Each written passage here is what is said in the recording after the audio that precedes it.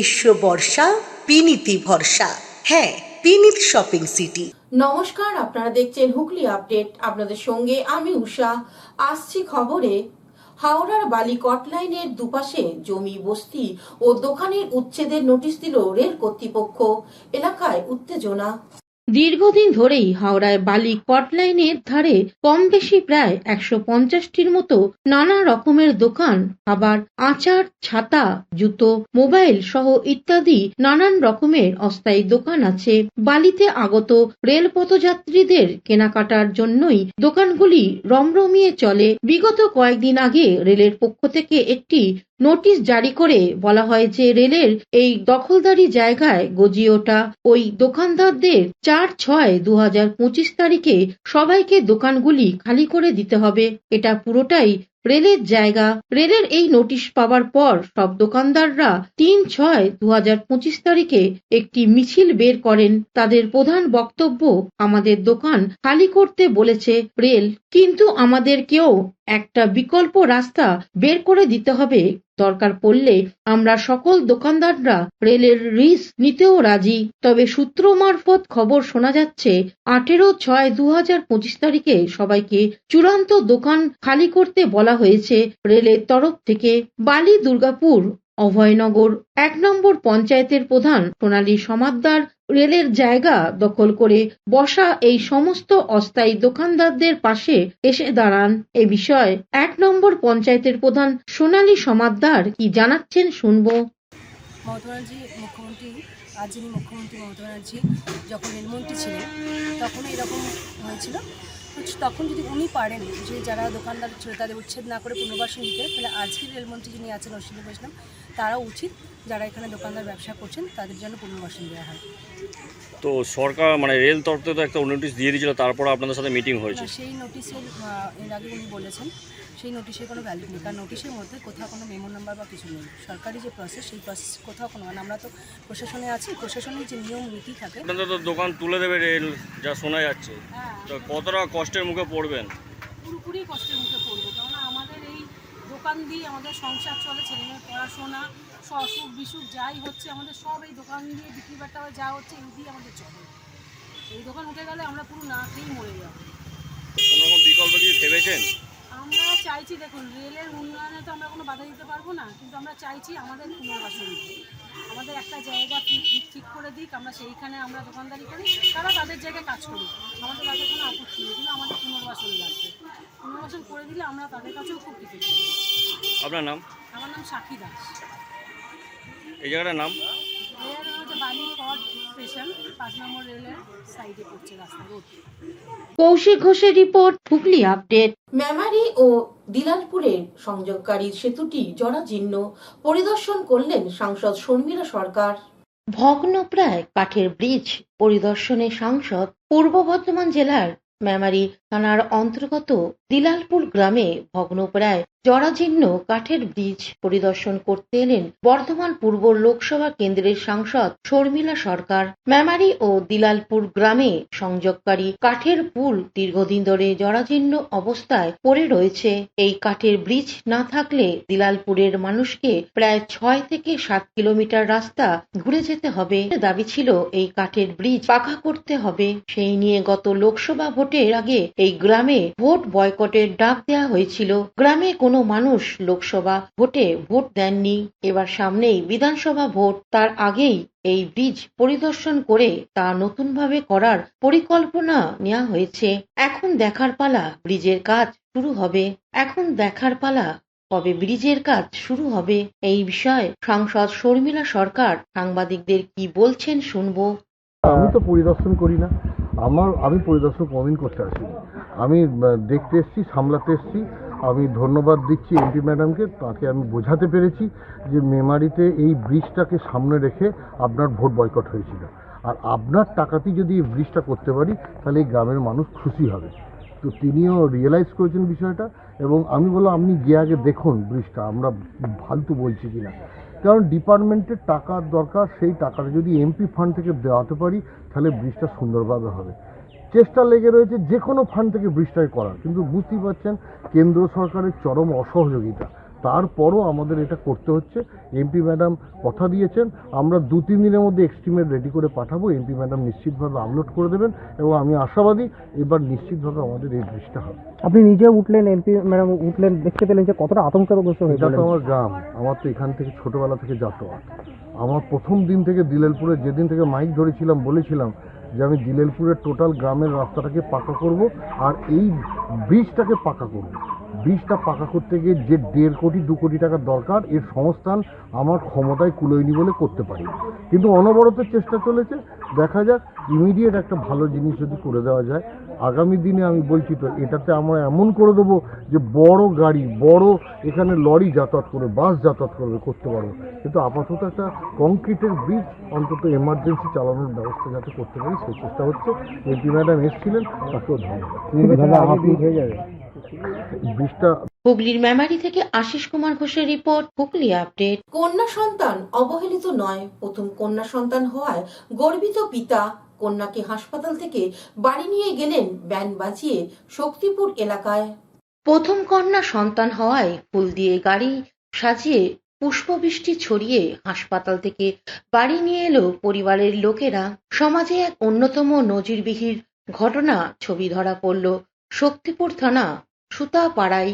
পরিবার সূত্রে জানা যায়, হাসপাতালে প্রথম কন্যা সন্তানের জন্ম হওয়ার খবর পেয়ে আনন্দে আত্মহারা হয় পরিবারের লোকেরা।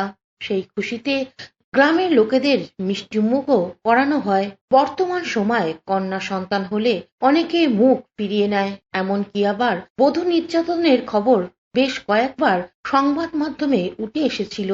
কিন্তু এরকম নজিরবিহীন ঘটনা এলাকার মানুষকে চোখে আঙুল দিয়ে বুঝিয়ে দিয়ে শুধু ছেলে নয়, মেয়েরাও বংশের প্রদীপ জ্বালাতে পারে। কারণ একটাই, যে আমাদের বাড়িতে একটা মেয়ে নেই, সেই কারণে আমাদের একটা ভাই হয়েছে, খুবই খুশির একটা ব্যাপার। আর এমনিতেই মেয়ে হওয়া মানে আল্লাহর রহমত, সেই কারণে আমরা গাড়ি সাজিয়ে নিয়ে এলাম। মিষ্টি খেয়েছেন? হ্যাঁ, মিষ্টি সবাই কতটা খুশি? অনেক, আলহামদুলিল্লাহ, অনেক খুশি। নাজবুল শেখ। কৌশিক ঘোষের রিপোর্ট, হুগলি আপডেট। এখন নিয়ে নেব বিজ্ঞাপন বিরতি। বিরতির পর ফিরে আসছি খবরে। শীত, গ্রীষ্ম, বর্ষা, পিনিতি ভরসা। হ্যাঁ, পিনিত শপিং সিটি। যে কোনো মরশুমের রেডিমেড জামা কাপড় পাওয়া যায় একই ছাদের তলায়। ছোট থেকে বড়, পুরুষ, মহিলা ও শিশুদের একমাত্র নির্ভরযোগ্য প্রতিষ্ঠান। শীতকালীন যে কোনো শাড়ি, জিন্স, টপ, কুর্তি, চুড়িদার, পাঞ্জাবি মানেই পিনিত শপিং সিটি। আখন বাজার, চুঁচুড়া, Hooghly. Amala nursing home. Enjoy a weekend at Vedam, the paradise of peace. A home away from home.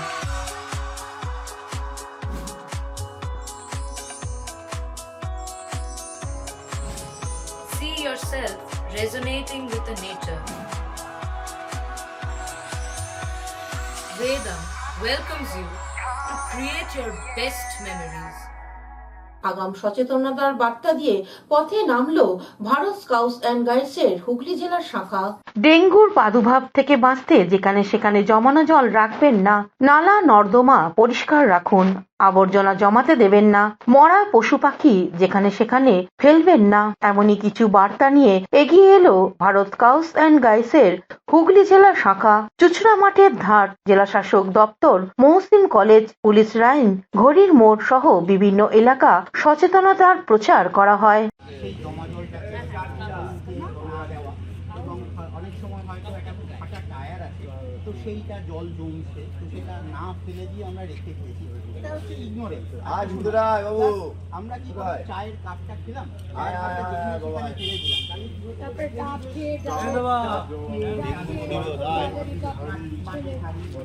সেক্ষেত্রে এই যে জিনিসগুলো, সেইগুলো যাতে আমরা না করি।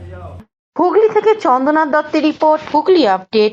মাধ্যমিক ও উচ্চ মাধ্যমিকের উচ্চ স্থান আধিকারীদের অধ্যাপক শম্ভুচরণ ঘোষ স্মৃতি পুরস্কার প্রদান করা হলো হুগলি চুচড়া নজরুল স্মৃতি সংরক্ষণ সমিতির পক্ষ থেকে। হুগলি চুঁচুড়া নজরুল স্মৃতি সংরক্ষণ সমিতির আয়োজনে চুঁচুড়া জ্যোতিষ ভবনে হুগলি চুঁচুড়া শহরের মাধ্যমিক ও উচ্চ মাধ্যমিক পরীক্ষায় উচ্চ স্থানাধিকারী ছাত্রছাত্রীদের অধ্যাপক শম্ভুচরণ ঘোষ স্মৃতি পুরস্কার প্রদান করা হলো। এছাড়াও উচ্চ মাধ্যমিক পরীক্ষায় কলা বিভাগের ছাত্রী সুচিশ্রী চট্টোপাধ্যায়কে হামিদুল হক স্মৃতি পুরস্কার প্রদান করা হয়। দিশা ও সাংস্কৃতিক সংস্থার শিশু শিল্পীরা উদ্বোধনী সঙ্গীতের মধ্য দিয়ে সবার কাজ শুরু হয়। নজরুল বিষয়ক আলোচনায় অংশ নেয় প্রবণ কুমার দাং। তিনি হুগলি জেলের নজরুলের অবস্থান বিশদ ব্যাখ্যা করেন। উপস্থিত ছিলেন কার্যকরী সভাপতি বদরুল হাসান, উদয় চট্টোপাধ্যায়, সোমনাথ চট্টোপাধ্যায় সহ বিশিষ্টজনেরা। দেশপ্রেমীদের বিদ্রোহের ডাক বলাই বাহুল্য, সরকারের টনক নড়ল, ইংরেজদের চোখ আগেই পড়েছিল, পুলিশ আসলো ধূমকেতু অফিসে। আনন্দময়ীর আগমনের এই প্রকাশকাল 26শে সেপ্টেম্বর 1922। তিনি নিজের ধূমকেতু পত্রিকাতেই ছেপেছিলেন কবিতা। মনে রাখতে হবে, ধূমকেতু কিন্তু তখন শুধু একটা পত্রিকা নয়। হুগলি থেকে শ্যামল সিনহার রিপোর্ট, হুগলি আপডেট। সহচরী ময়নাডাঙ্গা মহিলা গোষ্ঠীর উদ্যোগে বিভিন্ন সামাজিক কল্যাণমূলক কাজ করা হলো। চুঁচুড়া স্টেশন রোডের সহচরী ময়নাডাঙ্গা মহিলা গোষ্ঠীর উদ্যোগে সমাজে পিছিয়ে পড়া ছাত্রছাত্রীদের নিয়ে 3 দিনের এক ক্যাম্প অনুষ্ঠিত হয়ে গেল। বিভিন্ন কল্যাণমূলক কাজে এই মহিলা গোষ্ঠী এগিয়ে আসে। ক্যাম্প শেষে ছাত্রছাত্রীদের পুরস্কার ও প্রশংসাপত্র দেয়া হয়। নমস্কার, আমি সহচরী গ্রুপের মৌসুমী সেনগুপ্ত বলছি। আমরা আমাদের এখানকার 14 জন সদস্য মিলে একটি গ্রুপ তৈরি করেছি সহচরী নামে। আমরা কিছু কালচারাল প্রোগ্রামও করি আর কিছু সোশ্যাল ওয়ার্ক করি। এই সোশ্যাল ওয়ার্কের মধ্যে এবারে করছি আমরা সামার ক্যাম্প। কিছু স্কুলের, কিছু বাইরের দুস্থ বাচ্চাদের নিয়ে আমরা তাদের। হুগলি থেকে আশিস দাসের রিপোর্ট, হুগলি আপডেট। গ্রীষ্মকালীন রক্ত সংকট মেটাতে এবার এগিয়ে এলো চুঁচুড়া বিদ্যাভবন পল্লী রোড ক্লাব। বিদ্যাভবন পল্লী রোড ক্লাব আয়োজিত রক্তদান শিবির চুঁচুড়া বিদ্যাভবন হাই স্কুলে অনুষ্ঠিত হলো। এই শিবিরে মহিলা সহ 100 জন রক্তদাতা রক্তদান করে। 8ম বার্ষিক রক্তদান শিবিরে সমাজসেবী কীর্তিনারায়ণ চন্দ্র, শ্যাম সুন্দর ঘোষ সহ বিশিষ্ট জনেদের সম্বর্ধনা প্রদান করা হয়। তীব্র তাপদাহের রক্তের চাহিদা মেটাতে ক্লাবের রক্তদান বলে জানালেন সম্পাদক দেবজ্যোতি ঘোষ। 8ম বছর, প্রতি বছর গ্রীষ্মকালীন রক্তের চাহিদা মেটাতে আপনারা জানেন এই সময় একটা সংকট তৈরি হয়। এর জন্য আমরা রক্তদান শিবিরের আয়োজন করি। প্রতি বছর 100 জনের বেশি রক্তদাতা আমাদের এখানে রক্ত দিয়ে আসছেন স্বেচ্ছায়। আমরা আশা করছি আজকেও আমাদের 100-র বেশি রক্তদাতা আজ এই রক্তদান শিবিরে রক্ত দেবেন। আমাদের এটা 8ম বছর, আমরা 8 বছর ধরে এই রক্তদান শিবির করছি। হুগলি থেকে শ্যামল সিনহার রিপোর্ট, হুগলি আপডেট। এখনকার মতন খবর এই পর্যন্তই। প্রতিদিন দেখুন হুগলি আপডেট। নমস্কার।